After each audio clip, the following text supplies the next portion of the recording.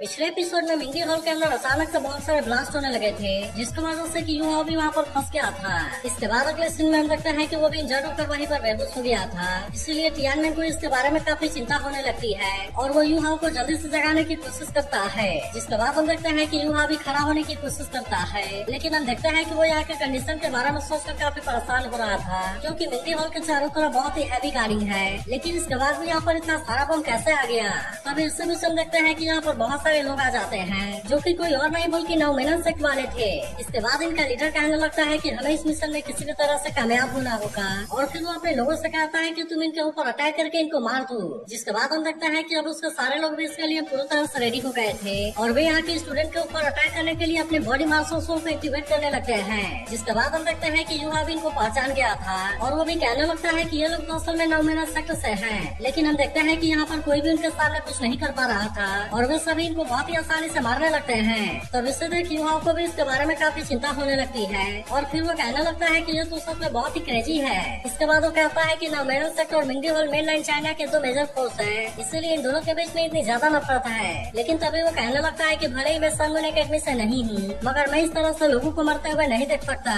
लेकिन तभी हम देखते हैं कि टियानमेन उसे केयरफुल हो जाने के लिए कहता है, क्योंकि वहाँ ऊपर से एक बहुत ही डरावनी स्मेल आ रही थी। जिसके बाद हम देखते हैं कि युवा भी इस बात से पूरी तरह हैरान हो गया था, क्योंकि वो असल में कोई और नहीं बल्कि ब्रूस ली होता है और वो यहाँ पर अपने पॉइजन वाले पावर का यूज करके अटैक करने के लिए रेडी हो गया था। और इस तरह से हम देखते हैं कि वो यहाँ पर पॉइजन की बरसात कराने लगता है, जिससे देख सभी लड़के अपनी जान बचाने के लिए वहाँ से भागने की कोशिश करते हैं। लेकिन हम देखते हैं कि अब इनमें से कोई भी इस पॉइजन के सामने कुछ भी नहीं कर पाता और वो पॉइजन जिसके भी बॉडी पर गिर रही थी वे सभी बहुत ही बुरे तरीके से मारे जा रहे थे। लेकिन तभी इस वक्त हम देखते हैं कि जिंग वंगचेन भी यहाँ पर आ गया था और वो अपने स्टूडेंट को बचाते हुए कहता है कि यहाँ पर अटैक करने की तुम्हारी हिम्मत कैसे हो गई। तभी हम देखते हैं कि मास्टर मा और उसके लोग भी इनका सामना करने के लिए रेडी हो गए थे और इसलिए वो तुरंत ही अपने सोल कैनन का यूज करके इनके ऊपर अटैक करने लगते हैं। लेकिन इसके बाद भी हम देखते हैं कि नौमेनन सेक्ट वाले इतना आसानी से हार मारने वाले नहीं होते और वो इनके अटैक से खुद को बचाते हुए इनके ऊपर अटैक करने के लिए जाने लगते हैं। वही उदाहरण देखते हैं कि जिंग वंगचेन बुसुई के ऊपर काफी गुस्सा हो गया था और वो कहने लगता है कि तुमने मेरे मिंगी हॉल के ऊपर अटैक करके बहुत बड़ी गलती कर दी है और अब इसीलिए मैं तुम्हें यहाँ से इतने आसानी से नहीं जाने दूंगा।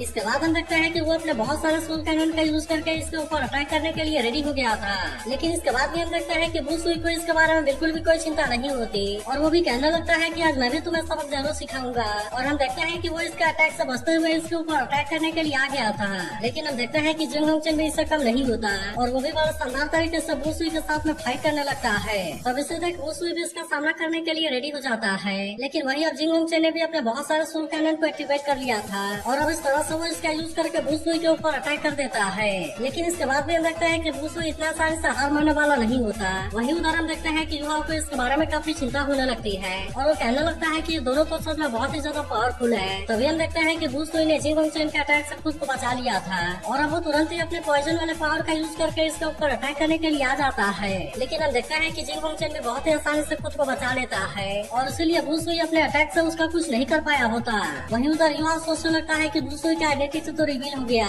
लेकिन इसके बाद भी वो यहाँ पर अपनी हार क्यों नहीं मार रहा। लेकिन तभी हम देखते हैं कि टियानमेन को सबसे ज्यादा युवा के बारे में चिंता होती है, इसलिए वो कहता है कि अगर तुम पॉइजन से इफेक्ट भी हो गए लेकिन उसके बाद भी तुम अपने आइडेंटिटी के बारे में रिवील ना करना। इसके बाद वो कहने लगता है कि मिंगी हॉल के ऊपर बुसुई का अटैक छोटा है या बड़ा है इस बात से कोई फर्क नहीं पड़ता, क्योंकि ऐसा कहा जाता है कि नौमेनन सेक्ट और मिंगी हॉल दोनों सबसे ज्यादा पावरफुल है और इसीलिए इन दोनों का आपस में फाइट होने से कोई भी नहीं रोक सकता। तभी इससे भी समझ सकता है कि नौमेनन सेक्ट वाला मास्टर मा के ऊपर अटैक करने के लिए आता है, लेकिन मास्टर मा ने उसे बहुत ही आसानी से मार दिया था। इसके बाद वो यहाँ सभी स्टूडेंट से कहता है कि तुम अपने आप को प्रोटेक्ट करो और इनको मारने के लिए स्पाइरल सोल गाइड को एक्टिवेट करो। जिसके बाद हम देखते हैं कि वे सभी इसके बाद मारने के लिए रेडी हो गए थे और वे तुरंत इनके ऊपर अटैक करने के लिए स्पाइरल सोल गाइड को एक्टिवेट कर देते हैं। लेकिन अब इसे देखते हैं युवा पूरी तरह से हैरान हो गया था और वो कहने लगता है कि यह तो असल में लेवल 8 वाला स्पाइरल सोल गाइड है। अब इसके वजह से हम देखते हैं कि नौमेनन सेक्ट वाले यहाँ पर बहुत ही बुरे तरीके से फंस गए थे और इसीलिए मास्टर मा इस बात का फायदा उठाकर चारों तरफ से अटैक करना शुरू कर देता है। लेकिन वही उदाहरण देखते हैं कि जिंग वंगचेन अभी भी बुसुई के साथ में फाइट कर रहा था, जहाँ पर कि वो इसके ऊपर अटैक करने के लिए अपने और भी सोल कैनन को एक्टिवेट कर लेता है। तो इससे तक युवा कहने लगता है कि अब नौमेनन सेक्ट यहाँ पर कुछ भी नहीं कर पाएगा और उसके लिए अच्छा होगा कि सबसे पहले मैं यहाँ से निकल जाऊँ। इसके बाद हम देखते हैं कि वो यहाँ से नीचे की ओर जाने लगता है, जहाँ पर कुछ देर के बाद वो एक टनल के अंदर आ गया था, जिसे कि नौमेनन सेक्ट वालों ने यहाँ पर आने के लिए बनाया था। तब इससे देख युवा भी समझ जाता है कि नौमेनन सेक्ट वालों ने यहाँ पर आने के लिए इसे बनाया है और फिर उसी तरह से इन्होंने मिंगी हॉल के अंडरग्राउंड में ब्लास्ट किया होगा। लेकिन तब तभी वो नोटिस करता है कि यहाँ पर अलग अलग साइज वाले बहुत सारे टनल हैं और इसीलिए युवा को समझ में नहीं आता कि उनको ऐसा करने की क्या जरूरत थी। लेकिन अब इसके वजह से उसे डाउट हो जाता है कि साधु किसी चीज को तलाश में है और इसीलिए हम देखते हैं कि उसने इसके बारे में पता लगाने का डिसाइड कर लिया था। इसके बाद हम देखते हैं कि वो अपने पावर का यूज करके इस जगह के बारे में चेक करने लगता है ताकि वो पता लगा सके कि आखिरकार नॉमिनल सीट वाले यहाँ पर आए क्यों है और वे असल में यहाँ से किस चीज को लेकर जाना चाहते हैं। तभी हम देखते हैं कि युवा ने यहाँ पर किसी गेट को खोज लिया था, लेकिन हम देखते हैं कि उस पास वो पूरी तरह हैरान हो गया था और वो कहने लगता है कि यहाँ पर तो असल में एक सीक्रेट लाइब्रेरी छुपी हुई है। अब इसके वजह से युवा समझ गया था कि यहाँ पर कोई न कोई बड़ी चीज जरूर है और इसीलिए वो इसके बारे में पता लगाने के लिए अंदर भी आ गया था। तभी अचानक से लगता है कि यहाँ की सारी चीजें एक्टिवेट होने लगती हैं और फिर युवा को अपने सामने एक बहुत ही बड़ा मेटल मैन दिखाई देता है। तब इसके वजह से हम देखते हैं कि युवा भी पूरी तरह से हैरान हो गया था और उसे बिल्कुल भी समझ में नहीं आता कि यहाँ पर इतना बड़ा मेटल मैन क्यों है। तभी इसे स्कैन करने पर पता चलता है कि इसके अंदर तो असल में एक सोफिस्टिकेटेड कोर अरे है, जिससे देख युवा कहने लगता है कि मैंने तो इस तरह के कोर अरे के बारे में कभी भी नहीं सुना और सन मून एकेडमी ने तो इतनी एडवांस टेक्नोलॉजी को यहाँ पर छुपा कर रखा है। अब इसीलिए युवा कहने लगता है कि भाई मैं मिंटी हॉल में स्टडी करने के लिए आ गया हूँ, लेकिन वे कभी भी मुझे इसका एक्सेस नहीं देंगे। तब इससे भी सुन लगता है कि यहाँ पर उसे रेड कलर का कोई कवर दिखाई देता है, जिसे हटाते ही युवा पूरी तरह से हैरान हो गया था क्योंकि वहाँ मैप में स्टार सिटी और टियानो सिटी के ऊपर मार्क लगाया गया था और इसीलिए वो समझ जाता है कि वे दोनों सिटी मेटल मैन का टारगेट है। अब इसके वजह से हम देखते हैं कि युवा को इसके बारे में काफी चिंता होने लगती है और वो समझ जाता है कि मेटल मैन को असल में और के लिए डेवलप किया जा रहा है। इसके बाद हम देखते हैं कि वो इसके बारे में सोचकर और भी ज्यादा परेशान हो गया था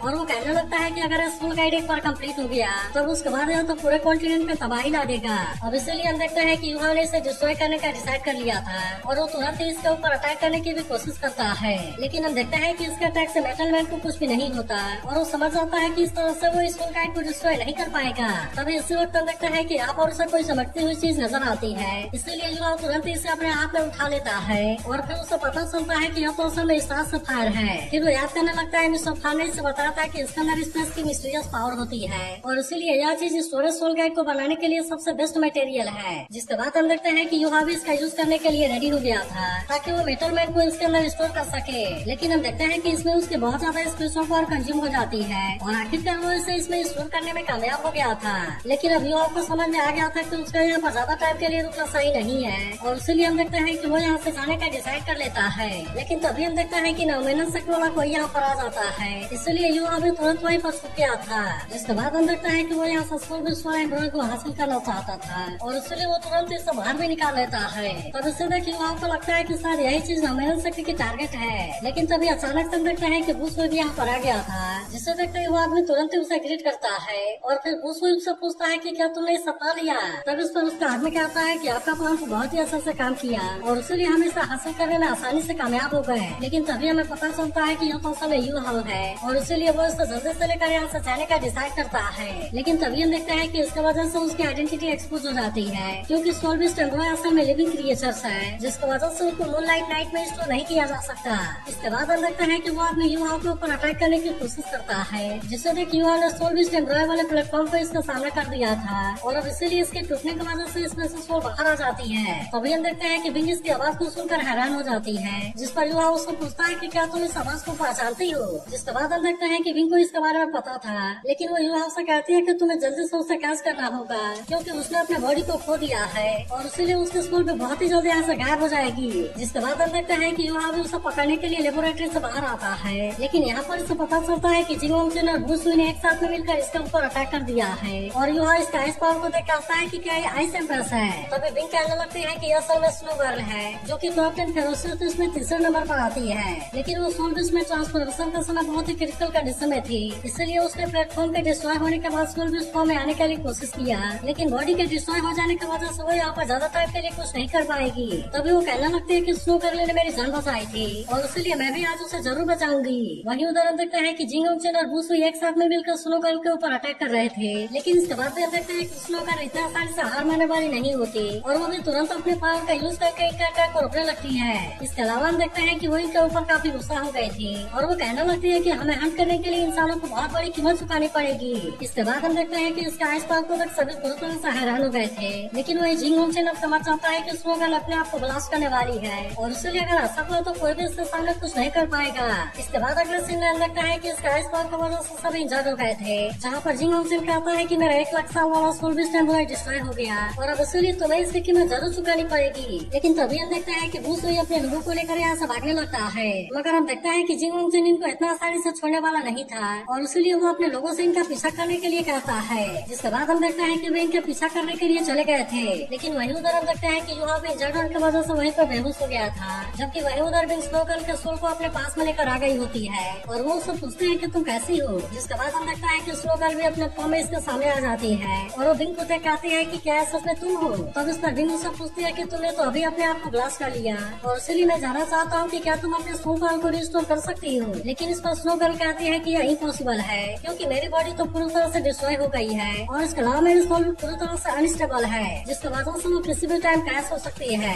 तब इसके बारे में जानकर बिंग टियानमेंग से पूछती है कि क्या तुम इससे भी मास्टर सोल में बदल सकते हो जैसे कि तुमने मुझे यूहा के बॉडी में इंटीग्रेट किया था। लेकिन हम देखते हैं कि टियानमेंग भी अब इसके बारे में कुछ नहीं कर सकता था। तब स्नो गर्ल से पूछते हैं कि क्या तुम किसी इंसान के बॉडी में हो। तब इसमें टियानमेंग उससे कहता है कि हाँ तुमने सही समझा और मैंने तबाही से डील करने के लिए सोल्विस के लिए यही तरीका खोजा है। जिसके बाद हम देखता है कि इसके बारे में जानकर स्नो गर्ल बहुत ही ज्यादा उदास हो जाती है और वो कहने लगती है कि अगर मुझे पहले से इसके बारे में पता होता तो मैंने कभी भी अपने आप को ट्रांसफॉर्म करने का रिस्क नहीं लिया होता। इसके बाद वो कहने लगती है कि हमें इसको ज्यादा टाइम के लिए नहीं टिक पाएगी, इसीलिए मुझे तुरंत ही अब यहाँ से जाना होगा, नहीं तो अगर मेरा सोल यहाँ पर कोलैप्स हो गया तब इसकी वजह से 7 लाख साल के कल्टीवेशन की ओरिजिनल पावर बाहर आएगी और अगर ऐसा हुआ तो तुम सभी इसमें मारे जाओगे। लेकिन तभी हम देखते हैं कि इलेक्ट्रोलक्स भी यहाँ पर आ गया था और वो स्नो गर्ल से कहता है कि तुम्हें यहाँ से जाने की जरूरत नहीं है। तब इससे देख स्नो गर्ल कहती है कि तुम तो गॉड के कॉन्शियसनेस के केवल एक रे हो, लेकिन इस पर इलेक्ट्रोलक्स से कहता है कि मैं केवल एक इंसान हूँ जो कि बिल्कुल भी गॉड नहीं बना चाहता। इसके बाद वो स्नो गर्ल से कहता है मुझे सब फील होता है कि तुम्हारा स्पिरिचुअल कॉन्शियसनेस पूरी तरह से प्योर है, इसीलिए तुम्हारा जन्म हेवन एंड अर्थ के ऑरा से हुआ होगा, जिसकी वजह से तुम्हारा जैसा सोल इसको ऐसे ही खत्म नहीं होना चाहिए। तब इस बात से हम देखते हैं कि स्नो गर्ल भी काफी खुश हो गई थी और फिर वो पूछते हैं कि सीनियर क्या आपके पास में मुझे बचाने के लिए कोई तरीका है। तब इस पर इलेक्ट्रोलक्स उससे कहता है कि अगर मैं अपने गॉड वाले रूप में भी होता तब उसके बाद तुम्हें बचाने का मेरे पास में 80% चांस होता, जबकि इस समय तो मैं केवल कॉन्शियसनेस का एक रे हूँ और इसलिए इसमें सक्सेस होने का चांस 30% से भी कम है। और अब इतनी बात कहने के बाद वो उसको पूछता है कि क्या तुम इससे ट्राई करना चाहोगी। जिसके बाद हम देखते हैं कि बिंग और टियानमेंग भी स्नो गर्ल से यहाँ पर रुकने के लिए कहने लगते हैं। जिसके बाद हम देखते हैं कि यूहा भी स्नो गर्ल से ऐसा करने के लिए कहने लगता है और कहता है कि मैं इस स्पेशल सी का ओनर हूँ और मैं उम्मीद करता हूँ कि तुम भी टियानमेंग और बिंग के जैसे यहाँ पर बहुत ही आसानी से रह पाओगी। इसी के साथ वो कहता है कि अगर तुम यहाँ पर आने के लिए रेडी हो तो फिर मैं तुम्हें भी अपने रिलेटिव और फ्रेंड के जैसे ट्रीट करूंगा। जिसके बाद हम देखते हैं कि आखिरकार स्नो गर्ल की बात मानने के लिए रेडी हो गई थी। अब हम देखते हैं कि इलेक्ट्रोलक्स भी अपने पावर का यूज करने के लिए रेडी हो गया था ताकि इस तरह से स्नो गर्ल के सोल को यहाँ पर स्टोर कर सके। लेकिन हम देखते हैं कि यहाँ प्रोसेस इतनी भी आसान नहीं होती और तभी अचानक से स्नो गर्ल की सोल यहाँ से गायब होने लगती है। जिसके बाद हम देखते हैं कि बिंग और टियानमेंग भी इस बात से काफी परेशान हो गए थे। लेकिन तभी हम देखते हैं कि इलेक्ट्रोलक्स स्नो गर्ल के सोल को सील करने में कामयाब हो गया था, जिससे देखते हैं टियानमेंग और बिंग भी इस बात से काफी खुश हो जाते हैं। इसके बाद इलेक्ट्रोलक्स स्नो गर्ल से कहता है कि मैंने तुम्हारे ओरिजिनल पावर को फिर से सील कर दिया, लेकिन तुम्हारी ओरिजिनल पावर बहुत ही ज्यादा पावरफुल है और इसीलिए सील को ज्यादा टाइम के लिए सिक्योर रखना होगा।